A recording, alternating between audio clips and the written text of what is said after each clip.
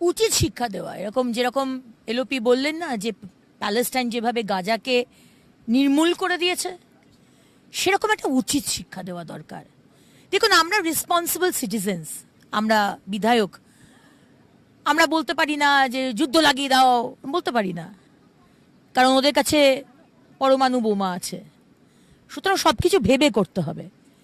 কিন্তু এই যে গরম পড়েছে, সিন্ধু নদী থেকে যে জল সাপ্লাই হতো সেটা বন্ধ। এবার পাকিস্তানের নাগরিক যারা, ওই চিফ অফ আর্মি স্টাফ সেদিনকে অসীম মুনির বক্তব্য রাখছিলেন, কাশ্মীর আমাদের আমাদের শিরায় শিরায়, অনেকে হাততালি দিচ্ছিলেন, জলটা বন্ধ হোক তারপর দেখবো কিরকম হাততালিটা পড়ে। সমস্ত ভিসা বন্ধ, যারা ছিল এখানে ভারতবর্ষে তাদের বলে দেওয়া হয়েছে 1 মে মধ্যে পাকিস্তান ফেরত চলে যাও। তো এই ধরনের যে স্টেপসগুলো নেওয়া হচ্ছে সেটা তো জবরদস্ত, কিন্তু আমরা অভ্যস্ত হয়ে গেছি সার্জিক্যাল স্ট্রাইক।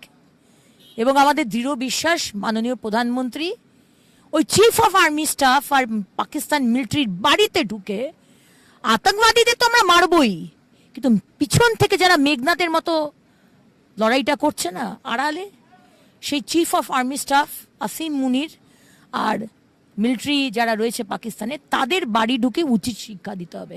বালাকোট, পুলওয়ামা, উরি, কার্গিল, এরা এই এই এক্সাম্পলের মতো।